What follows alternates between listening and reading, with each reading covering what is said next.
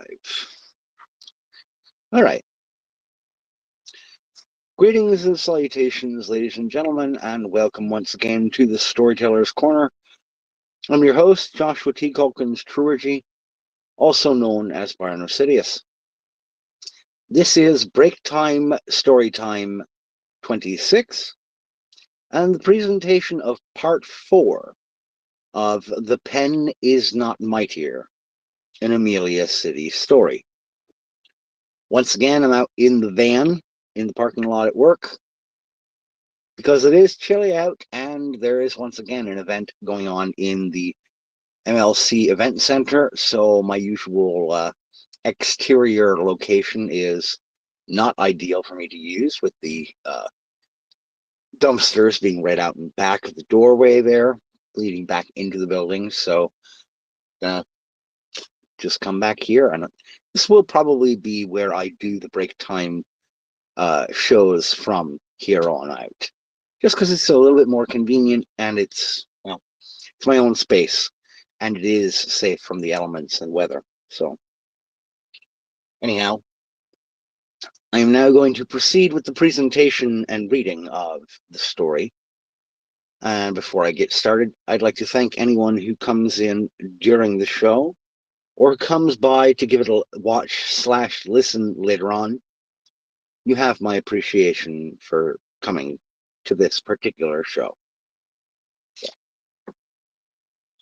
Picking up where we left off. Todd popped in his collector's edition Blu-ray movie, closed the disc tray, and sauntered back to his couch. The furnishings in his new apartment were plusher than anything he had ever owned, even when he was a kid growing up in a truly middle-class home. He could afford such lavishness now, thanks to the settlement. And the greatest thing about it was, he would have taken a lot less money from Morty's Motors if they would have let him talk to people about his story. But if he wanted the extra money, he had to sign off on a non-disclosure agreement, which meant keeping quiet and keeping a low profile. He was okay with that, considering the amplified payout. And all just so that he wouldn't yak about how Morty Anderson had perpetually sexually harassed him. Todd almost laughed when he thought about it now, the ludicrousness of the whole situation. When Morty first came onto him, well, Todd had blown it off, chalking it up to harmless flirtation. But as weeks wore on, the middle-aged owner of the dealership had become increasingly aggressive, smacking Todd on the ass whenever he passed by, and in a couple of cases, grabbing his crotch while making certain comments. When he had had enough, Todd had reached out to one of the city's best civil suit attorneys, Anson Jacobs. Jacobs had taken tons of notes, deposed all of his coworkers, and approached Morty with an offer. The car dealer magnate had balked at first, until Jacobs filed the suit. Then he was quick to start talking turkey. He was about to start running the movie, Todd was, when there came a knock at his door. He sat up, but didn't immediately make to move. He could be hearing things again. He'd been awoken several times in the previous few nights by odd thumps and what sounded like scrapings. What he assumed were just the natural sounds of his apartment settling, as some places did. When the knock came again, he knew he wasn't hearing things. Todd got up and headed to his front door, peering through the spy hole at an attractive young woman outside of his apartment. He undid the deadbolt and chain, pulling the door open just a couple of inches. "Can I help you?" he asked quietly. "Todd Baker?" He nodded mutely. "We need to talk. Do you have a few minutes?" the woman asked, darting a look up and down the hallway. She seemed flustered, nervous, whoever she was, as though she didn't want to be seen here.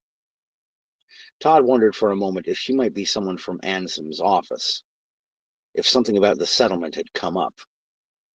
Though everything was supposed to be finalized, Todd knew enough about the legal system to know that sometimes hiccups happened, even after a settlement.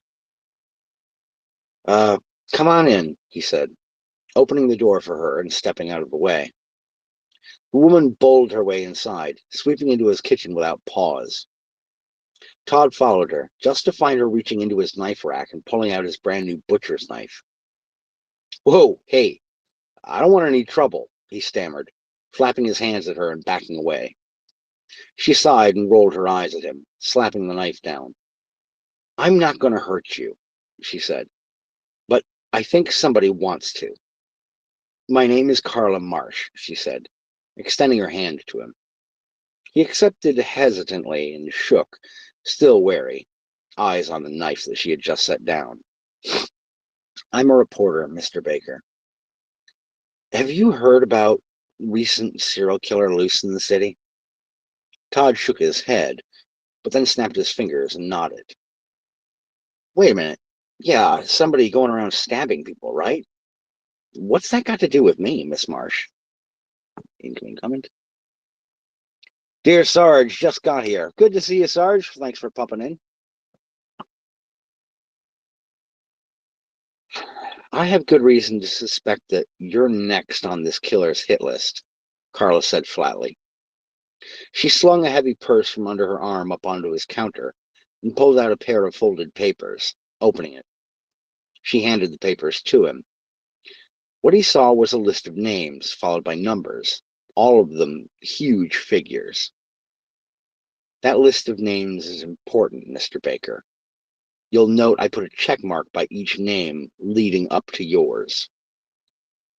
Yeah. Does that mean something? He asked, peeking from the papers. Lucian, good to see you, sir. And Slidey Pie says, hey guys, hi Sarge. Lucian, hey to both of you. Good to see you folks. That means something? Todd asked, peeking up from the papers. They're the victims of this serial killer as of now, she replied. All of them were represented at some point by the same attorney in civil suits over the course of the last couple of years. And some